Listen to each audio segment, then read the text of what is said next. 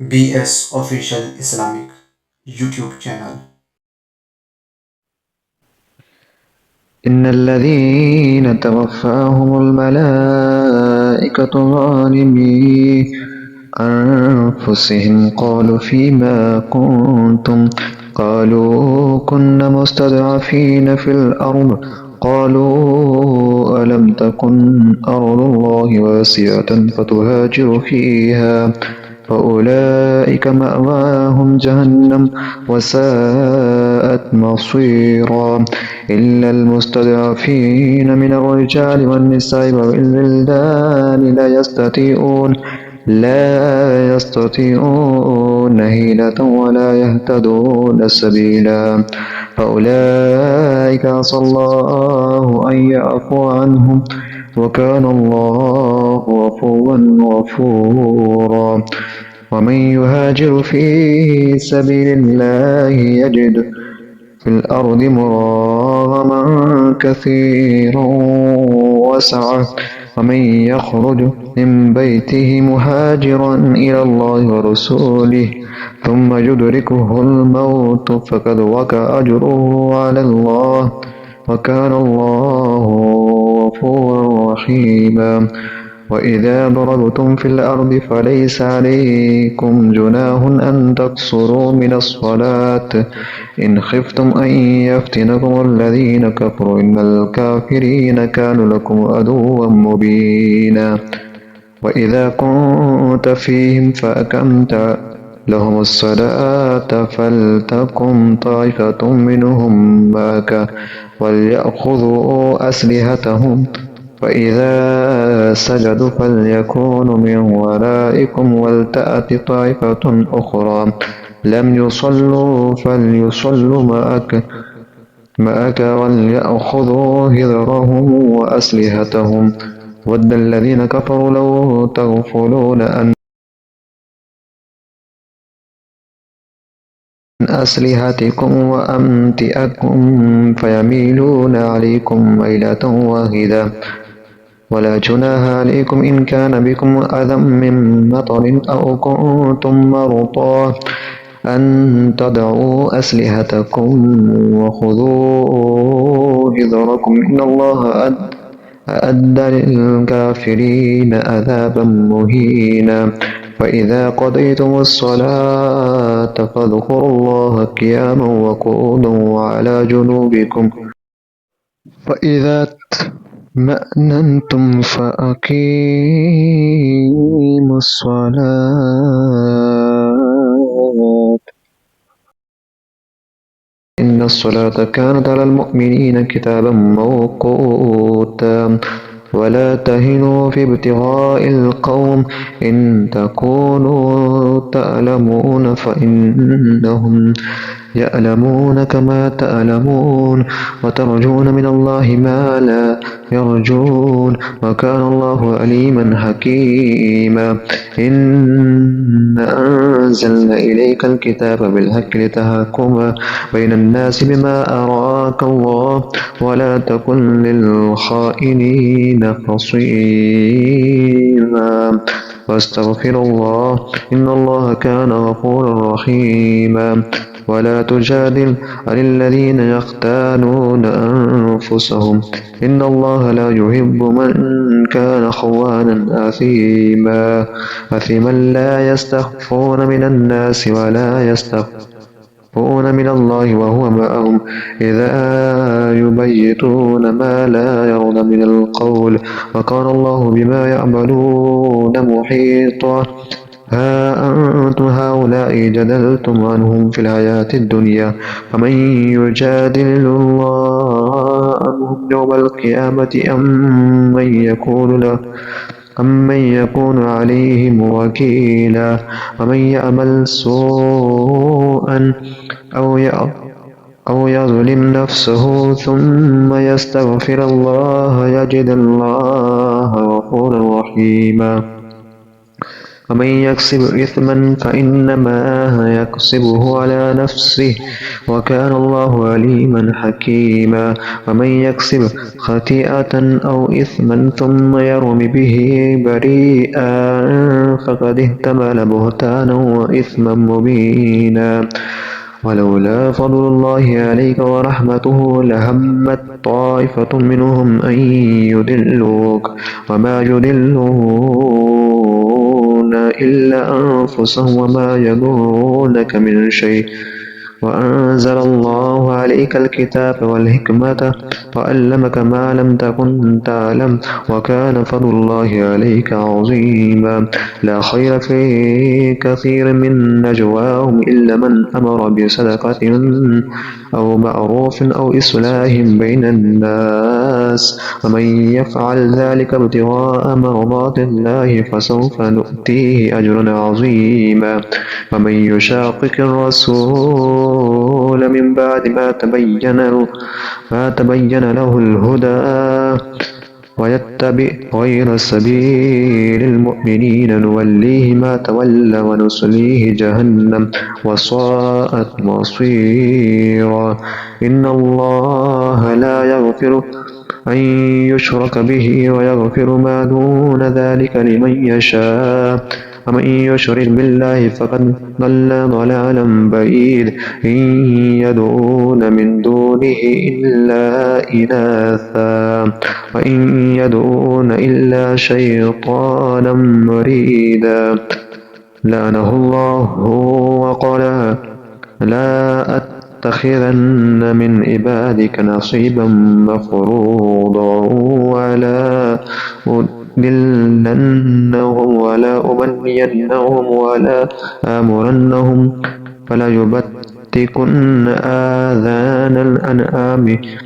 ولا آمرنهم فلا يغيرن خلق الله.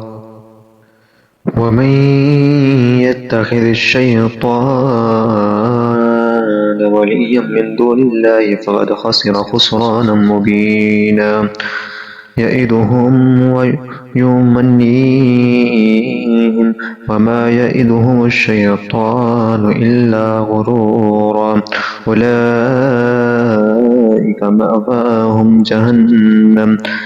ولا يجدون عنها محيصا. والذين آمنوا وعملوا الصالحات سندخلهم جنات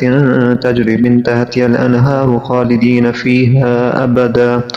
وعد الله حقا ومن أصدق من الله قيلا. ليس بأمانيكم ولا أماني أهل الكتاب. من يعمل سوءا يجزى به ولا يجد له من دون الله ولي ولا نصيرا. ومن يعمل من الصالحات من ذكر أو أنثى وهو مؤمن فأولئك يدخلون الجنة ولا يظلمون نقيرا. ومن أحسن دينا ممن أسلم وجهه لله وهو محسن واتبع ملة إبراهيم حنيفا واتخذ الله إبراهيم خليلا. ولله ما في السماوات وما في الأرض وكان الله بكل شيء محيطا. ويستفتونك في النساء قل الله يفتيكم فيهن وما يتلى عليكم في الكتاب في يتامى النساء التي لا تؤتونهن ما كتب لهن وترغبون أن تنكحوهن والمستضعفين من الولدان وأن تقوموا لليتامى بالقسط. وما تفعلوا من خير فإن الله كان به عليما. وأن امرأة خافت من بعلها نشوزا أو إعراضا فلا جناح عليهما أن يصلح بينهما صلحا والصلح خير. وأحضرت الأنفس الشح وإن تحسنوا وتتقوا فإن الله كان بما تعملون خبير. ولن تستطيعوا أن تعدلوا بين النساء ولو أرستم فلا تميلوا كل الميل فتذروها كالمعلقة وإن تصلحوا وتتقوا فإن الله كان غفورا رحيما وإن يتفرقا يغني الله كلا من سعته وكان الله واسعا حكيما ولله ما في السماوات وما في الأرض ولقد وصينا الذين أوتوا الكتاب من قبلكم وإياكم أن اتقوا الله وإن تكفروا فإن لله ما في السماوات وما في الأرض وكان الله غنيا حميدا ولله ما في السماوات وما في الأرض وكفى بالله وكيلا إن يشأ يذهبكم أيها الناس ويأتي بآخرين وكان الله على ذلك قديرا من كان يريد ثواب الدنيا وإن الله ثواب الدنيا والآخرة وكان الله سميعا بصيرا يا أيها الذين آمنوا كونوا قوامين بالقسط شهداء لله ولو على أنفسهم أو الوالدين والأقربين إن يكن غنيا أو فقيرا فالله أولى بهما ولا تتبعوا الهوى أن تعدلوا وإن تلووا أن تعرضوا فإن الله كان بما تعملون خبيرا يا أيها الذين آمنوا بالله ورسوله والكتاب الذين نزل على رسوله والكتاب الذين أنزل من قبلك ومن يكفر بالله وملائكته وكتبه ورسله واليوم الآخر فقد ضل ضلالا بعيدا إن الذين آمنوا ثم كفروا ثم آمنوا ثم كفروا ثم ازدادوا كفرا لم يكن الله ليغفر لهم ولا ليهديهم سبيلا بشر المنافقين بأن لهم عذابا أليما الذين يتخذون الكافرين أولياء من دون المؤمنين أيبتغون عندهم العزة فإن العزة لله جميعا وقد نزل عليكم في الكتاب أن إذا سمعتم آيات الله يكفر بها ويستهزأ بها فلا تقعدوا معهم حتى يخوضوا في حديث غيره إنكم إذا مثلهم إن الله جامع المنافقين والكافرين في جهنم جميعا الذين يتربصون بكم فإن كان لكم فتح من الله قالوا ألم نكن معكم وإن كان للكافرين نصيبا قالوا ألم نستحوذ عليكم ونمنعكم من المؤمنين فالله يحكم بينكم يوم القيامة ولن يجعل له للكافرين على المؤمنين سبيلا إن المنافقين يخادعون الله وهو خادعهم وإذا قاموا إلى الصلاة قاموا كسالى يراءون الناس ولا يذكرون الله إلا قليلا مذبذبين بين ذلك لا إلى هؤلاء ولا إلى هؤلاء ومن يضلل الله فلن تجد له سبيلا يا أيها الذين آمنوا لا تتخذوا الكافرين أولياء من دون المؤمنين أتريدون أن تجعلوا لله عليكم سلطانا مبينا إن المنافقين في الدرك الأسفل من النار ولن تجد لهم نصيرا إلا الذين تابوا وأصلحوا واعتصموا بالله وأخلصوا دينهم لله فأولئك مع المؤمنين وسوف يؤتي الله المؤمنين أجرا عظيما ما يفعل الله بعذابكم إن شكرتم وآمنتم وكان الله شاكرا عليما لا يحب الله الجهر بالسوء من القول إلا من ظلم وكان الله سميعا عليما إن تبدوا خيرا أو تخفوه أو تعفوا عن سوء فإن الله كان عفوا قديرا إن الذين يكفرون بالله ورسله ويريدون أن يفرقوا بين الله ورسله ويقولون نؤمن ببعض ونكفر ببعض ويريدون أن يتخذوا بين ذلك سبيلا أولئك هم الكافرون حقا وأعتدنا للكافرين عذابا مهينا والذين آمنوا بالله ورسله ولم يفرقوا بين أحد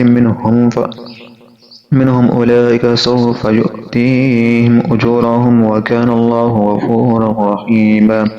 يسألك أهل الكتاب أن تنزل عليهم كتابا من السماء فقد سألوا موسى أكبر من ذلك فقالوا أرنا الله جهرة فأخذتهم الصاعقة بظلمهم ثم اتخذوا الإجل من بعد ما جاءتهم البينات فعفونا عن ذلك وآتينا موسى سلطانا مبينا ورفعنا فوقهم الطور بميثاقهم وقلنا لهم ادخلوا الباب سجدا وقلنا لهم لا تأدوا في السبت وأخذنا منهم ميثاقا غليظا فبما نقضهم ميثاقهم وكفرهم بآيات الله وقتلهم الأنبياء بغير حق وقولهم قلوبنا غلف بل تبع الله عليها بكفرهم فلا يؤمنون إلا قليلا وبكفرهم قولهم على مريم بهتانا عظيما وقولهم إن قتلنا المسيح عيسى ابن مريم رسول الله وما قتلوه وما صلبوه ولكن شبه لهم وإن الذين اختلفوا فيه لفي شك منه ما لهم به من علم إلا اتباع الظن وما قتلوه يقينا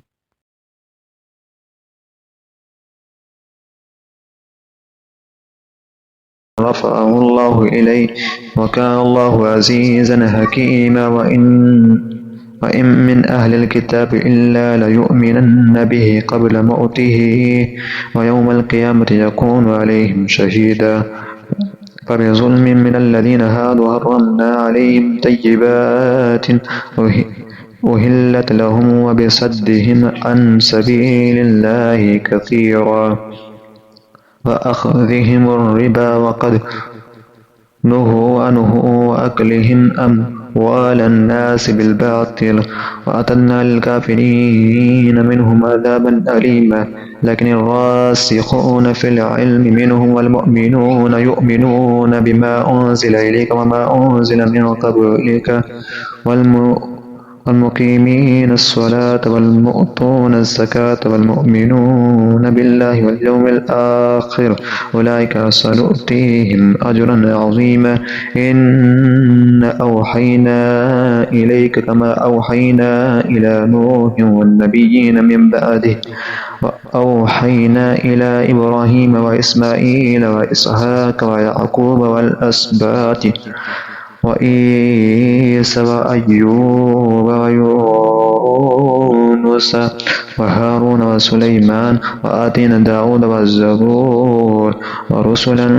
قد قصصناهم عليك من قبل ورسلا لم نقصصهم عليك وكلم الله موسى تكليما رسلا مبشرين ومنذرين لئلا يكون للناس على الله حجة بعد الرسل وكان الله عزيزا حكيما لكن الله يشهد بما أنزل إليك أنزله بعلمه والملائكة يشهدون وكفى بالله شهيدا إن الذين كفروا وصدوا عن سبيل الله قد ضلوا ضلالا بعيدا